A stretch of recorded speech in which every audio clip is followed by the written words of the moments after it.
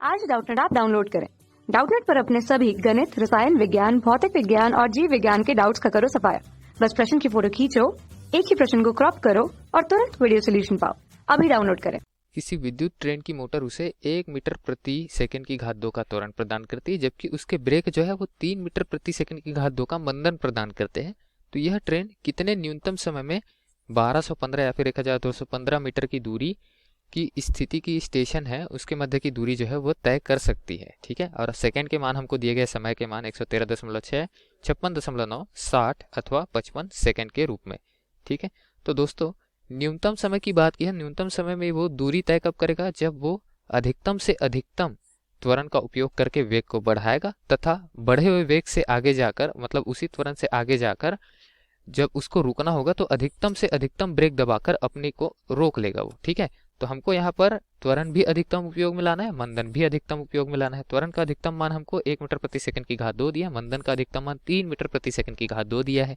मंदन जो होता है वो ऋणात्मक त्वरण होता है, वो रोकने के कार्य करता है। ठीक है, वेग को वो कम करके घटा करके शून्य करने का कार्य करता है।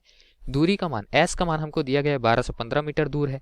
ठीक है, अब दोस्तों जो विद्युत ट्रेन है वो प्रारंभ से चलना आरंभ करती है तो एस दूरी वो त्वरण से तय करती है S1। चलिए मानकर चलते हैं S1 जो है वो त्वरित होकर चल रही है, मतलब वेग उसका लगातार बढ़ते जा रहा है। तो इस स्थिति में सूत्र क्या होता है? S का ut, मतलब u1 लिख लेते हैं प्रारंभिक वेग, गुना t, या फिर t1 लिख लेते हैं समय को, उस समय तक चलेगी। u1 का मान तो वैसे ही शून्य है क्योंकि शून्य से प्रारंभ हो रही है वो, और यहाँ पर क्या आ जाता है 1/2 a टी की घात में 2। तो t1 समय तक वो त्वरित हो रही है, ये मानकर चलते तो S1 दूरी तय कर रही है।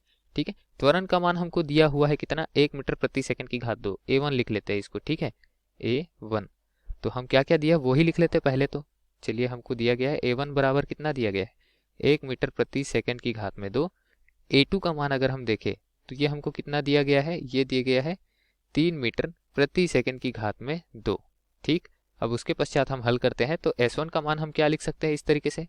S1 बराबर, ये पक्ष तो शून्य हो गया पूरा क्योंकि U1 शून्य है इसलिए।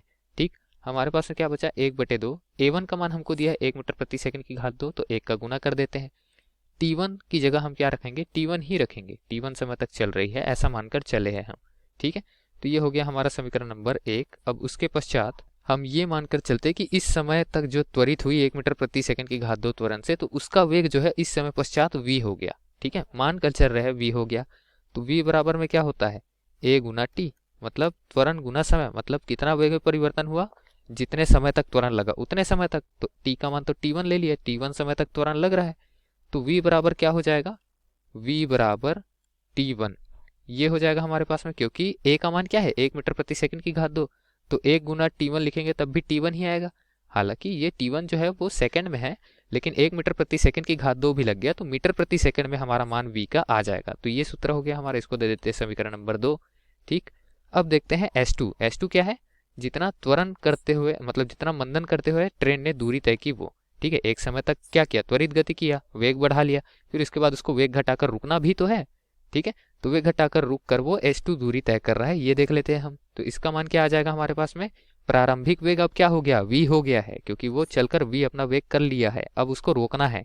तो यहाँ से क्या लिख देंगे? v गुना t2 समय तक उस वेग को हम रोक रहे हैं, और उसके पश्चात ऋण करेंगे। ऋण करके क्या? त्वरण लग रहा है, तो वो त्वरण क्या कर रहा है? मंदन है।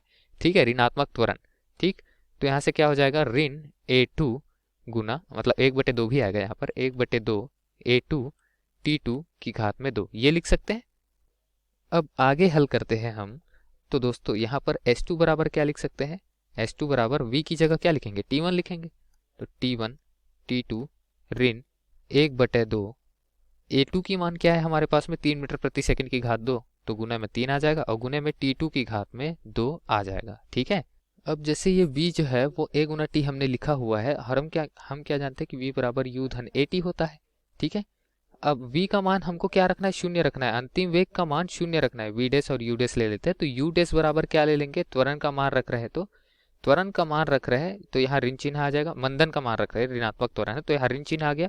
u डैश का मान यहाँ v के बराबर हो जाएगा, और v डैश का मान क्या हो जाएगा? v डैश का मान शून्य हो जाएगा। तो इस तरीके से शून्य बराबर क्या लिखेंगे? v ऋण a गुना t2, क्योंकि t2 समय तक त्वरण लग रहा है ऐसा हमने माना है। तो इस तरीके से a t2 बराबर क्या हो गया? v हो गया। यहाँ से t2 का मान ज्ञात करेंगे तो t2 बराबर क्या हो जाएगा, v बटे a। अच्छा ये a जो है वो क्या है, a2 है ना, त्वरण नहीं है, ये मंदन है, ये हमको लेकर चलना है, ठीक है ना। अब दोस्तों ये a2 का मान हमको ज्ञात करना है, तो a2 का मान तो प्रश्न में वैसे भी दिया हुआ है 3 मीटर प्रति सेकंड की घात 2, तो v बटे 3। अब v का मान क्या है हमारे पास में, t1 है, तो दोस्तों यहाँ से t1 बटे 3 लिख सकते हैं t2 का मान को, ठीक है। तो t1 का भी मान लिख देंगे तो t1 बराबर क्या हो जाएगा, 3 से t2 का गुना हो जाएगा, तो 3t2, t1 और t2 के बीच संबंध हमने निकाल लिया। कैसे, ये मंदन का समीकरण लगाकर, ठीक है। तो ये क्या हो गया हमारे पास में, t1 का मान t2 के रूप में आ गया, इसको इस समीकरण में रख देंगे, ठीक है। तो इस समीकरण में, इस समीकरण को कौन सा समीकरण दे देते हैं, हम दे देते हैं ये है तीसरा समीकरण। तो तीसरे समीकरण में हम t2 का मान रख देते हैं, ठीक है। तो s2 बराबर क्या हो जाएगा, s2 बराबर हो जाएगा हमारे पास में t1 गुना t2 है, तो t2 का मान क्या हो जाएगा, t1 बटे 3 हो जाएगा, ठीक है। तो t1 गुना t2 की जगह क्या लिखेंगे, t1 बटे 3, ठीक है ना। t1 बटे 3 किसका मान है, t2 का मान है, तो चलिए रख दिया हमने।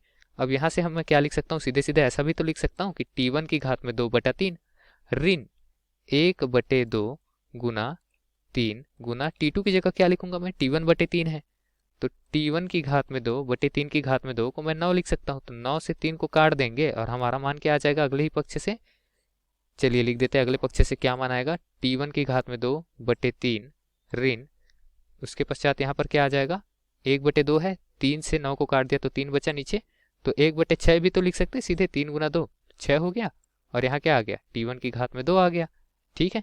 इसी को हल कर लेते हैं चलिए। तो दोस्तों यहाँ से मैं इसको भी 2 लिख के ऊपर और नीचे भी 2 लिख के गुना करके 6 कर सकता हूँ हर को, तो हर 6 हो गया, और ऊपर क्या आ गया, 2 t1 की घात में 2 ऋण t1 की घात में 2। इसको ऐसा भी तो लिख सकते हैं कि t1 की घात में 2 बटे 6, ये किसका मान आ गया, s2 का मान आ गया, ठीक है। अब इसको दे देते हैं हम समीकरण नंबर 4, ये s2 का मान है हमारे पास में, ठीक है। s1 का मान क्या है हमारे पास में, ये है, और इसमें सभी चीजें t2 के पक्ष में है, यहाँ पर t1 के पक्ष में है, तो यहाँ अच्छा s1 का मान हमको देखना था ना, तो s1 का मान हमारे पास में ये t1 के पक्ष में आ चुका है, ठीक। अब हम क्या करेंगे, हमको मालूम है कि ट्रेन जितना s1 तय करेगी उसके पश्चात मंदन के रूप में s2 तय करेगी, तो ये जो कुल मान है ये कितना होना चाहिए, ये कुल मान हमको दिया गया है 1215 मीटर, ठीक है। तो कुल दूरी जो है वो कितनी हो जाएगी, कुल दूरी जो है वो s1 धन s2 हो जाएगी, ये s1 है और उसके पश्चात ये s2 है। जब त्वरित गति और उसके बाद मंदित गति हो गई उसके पश्चात दूरी जो है वो 1215 मीटर की होनी चाहिए, ठीक है ना। s1 जो है वो त्वरित गति की और s2 जो है वो मंदित गति की, तो दोस्तों ये 1215 जो है वो क्या हो जाएगा, s1 धन s2 के बराबर हो जाएगा। तो s1 और s2 का मान तो हमने लाया हुआ है, चलिए रख देते हैं मान। s1 का मान हमारे पास में क्या आया है, ऊपर समीकरण 2 में 1 में हमने देखा कि ये आया है t1 की घात 2 बटे में 2, ठीक है, t1 की घात 2 बटे में 2 धन s2 का मान क्या आया हमारे पास में, t1 की घात 2 बटे 6, t1 की घात 2 बटे 6, ठीक है, लिख देते हैं बटे 6। अब उसके पश्चात योग कर देंगे तो हमारा मान क्या आ जाएगा, ये आ जाएगा 4 t1 की घात 2 बटे 6। कैसे किया हमने, इसको 6 बनाने के लिए ऊपर 3 और नीचे 3 से गुना किया, हर 6 हो गया, उसके पश्चात यहाँ 3 t1 की घात 2 धन t1 की घात 2 मतलब 4 t1 की घात 2 आ गया, s1 धन s2 का मान। तो s1 धन s2 का मान तो वैसे भी कितना है 1215 है, चलिए रख देते 1215 और ये 6 को तिर्यक गुना करके यहाँ गुने में ला देते हैं जो वहां पर भाग में था, तो यहाँ क्या बचा 4 गुना t1 की घात 2 जिसके 4 को हम नीचे यहाँ बटे पे ला देते हैं।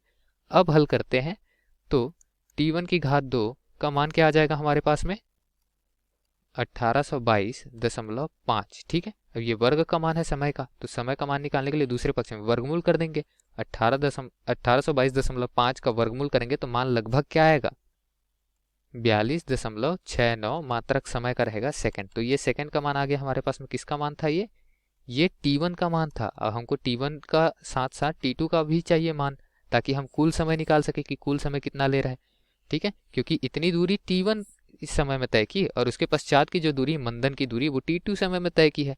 t1 और t2 के बीच हमारे पास संबंध क्या है, t1 बराबर 3 गुना t2, ठीक है। तो t2 बराबर t1 बटे 3 हो जाएगा, ठीक है ना, t2 बराबर क्या हो जाएगा t1 बटे में 3, ठीक है। हमको कुल मान चाहिए, कुल समय t बराबर क्या हो जाएगा t1 धन t2, ठीक है। अब t2 का मान चाहिए हमको, तो t2 का मान किस तरीके से निकालेंगे, t1 का मान रख देंगे 42.69 बटे में 3 कर देंगे, ठीक, मान क्या आ जाएगा 14.23 सेकेंड। ये त्वरित गति जब हुई तो हमारे पास में जो समय लगा वो 42 सेकेंड तक है, उस समय तक त्वरित गति हुई 42.69। उसके पश्चात बाकी के 14.23 सेकेंड में मंदित गति हुई, तब ये न्यूनतम समय में पहुंच गया। ठीक है, तो मान रख देते T1 और T2 का। T1 का मान है 42.69 और T2 का मान क्या आया है हमारे पास में 14.23। दोनों का योग करेंगे तो हमारा मान क्या आ जाएगा, ये 56.92 सेकेंड। ठीक है, तो इतना सेकंड जो है वो न्यूनतम समय में पहुंच सकता है जो ट्रेन है वो अपने अधिकतम त्वरण तथा अधिकतम मंदन का उपयोग करके। ठीक है ना, 56.92 सेकेंड।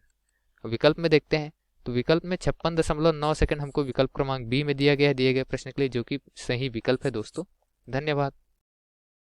कक्षा 6वीं से 12वीं से लेकर नीट, IIT, JEE वो एडवांस के लेवल तक 1 करोड़ से ज्यादा छात्रों का भरोसा। आज ही डाउनलोड करें डाउटनेट ऐप या व्हाट्सएप करें अपने सारे डाउट्स 8400 400 400 पर।